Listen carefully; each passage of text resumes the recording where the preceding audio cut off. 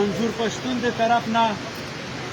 د خپل ځان د طرف نه د دغه ټولې ډلې ملګریو د طرف نه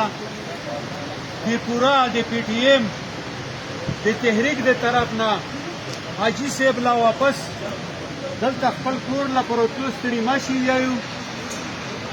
و د الله تبارک وتعالی نه دا شکر ادا کوو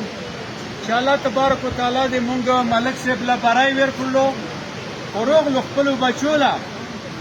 و د ده چې مونږ هر څومره مننه وکړو شکریا یې ادا کړو د ده د بچو د ده د خاندان دا مونږ کله هم نشو پوره کولی او پوره پښتون ولس یې نشي پوره کولی ځکه چې دا ملک صاحب نه په خپل پارټي نه په خپله پوله نه د چا سره په بله څه مساله باندې لانجه شوی دو که د ده جنګ روغلی که د جګړه روغلی دو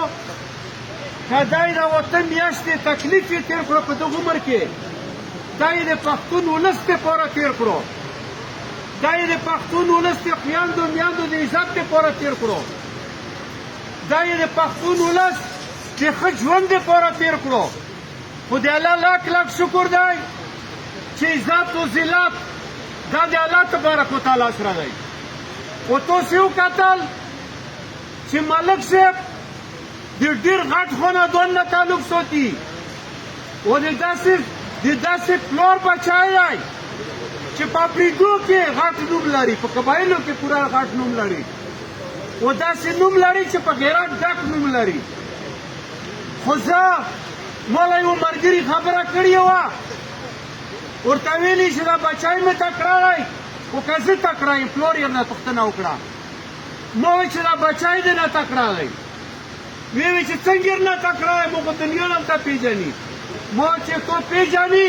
وروسته کمبرخیلو لري بیا هم هغه کس اکوخیل و ما چې کمبرخیلو لري بیا هم که په کمبرخیلو کې د شلو کسانو وپېژندې بیا به زه غلط یم او که دا زوی دی بیا هم نو پوره پښتونخوا کې یې خلک پېژني او په دا غیرت او په دا ننګ یې پېژني نو زه دا یوه خبره کوم چې ملک ولی خان زه ورته احترام لرم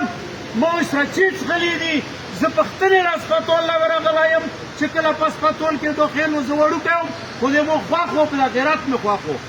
خو نن یوه خبره کوم له که دلته ککیخیل قوم دی که دلته افریدي دي که دلته پوره پښتون ناست دی زه پرې فخر کوم په دغه سړي باندې په دا ملک او مخکې مې ویلي اوس هم یم چې الله تبارک وتعالی دې موږ له په هره علاقه کې دغسې ملک روکړي لکه ملک نصیر یې روکړی دی او دا به انشاءالله ما خو ته ووایي چې د ملک ولی خان زوی و خو ملک ولی خان الله تبارک وتعالی دې جنت الفردوس نصیب کړي خو په قبایلو کې خلک پېژندو او والله چې دا سړی چې د عزت الله په ورکولو په غیرت یې ورکړلو چې په درو شپېتو ملکونو کې پارلیمنټ مخې نه د ده تصویر به لګېدلی و زه د ډیسپورا زه د پی ټي ایم د ډیسپورا ملګریو یو نړۍ مننه کوم وایي غلام هغو هم شکریا ادا کوم چې هغو ډېرې مرستې مرګتې کړي دي دلته د موږ د ملګري ناستې معصوم شاه بچالو ډاکټر ناستې خبرې وکړلې دغو ملګریو هم شکریا ادا کوم چې نه یې شپه کتل یو نه ورځ و د هغو وکیلانو هم شکریا ادا کوم چې منډې ووهلې و د دغو ملګریو هم شکریا ادا کوم چې دا اوس چا پسې منډې ووهلې ملک نصیر واپس راووتو ټولو مننه کوم عزتمن شو خو یوه خبره کوم چې د قوم په غیرت ودرېږې د قوم په ننګ ودرېږې د قوم په ناموس ودرېږې و هر بچی ودرېږي نو انشاءالله به ملک نصیر وي و دنیا به یې پېژني کنی په دا خیبر کې موږ تاسې لا پاته دو کرابونه روپۍ لري کرابونه خو ولاکه یې دغه خپلې علاقه کې ډېر خلک پېژني و کرابونه روپۍ لري ولاکه یې په دا فاټه کې څوک پېژني و نن الحمدلله په پوره پښتونخوا په پوره لر بر افغان کې په پوره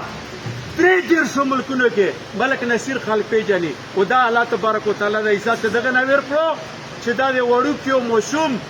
و د خور مور او د عزت ته پوره ودرېدو او ځان یې سختونه په دغه عمر کې وساتلو زه یې شکریه ادا کوم او د پوره پی ټي ایم د طرف نه یې شکریه ادا کوم د خپل ملي مشر منظور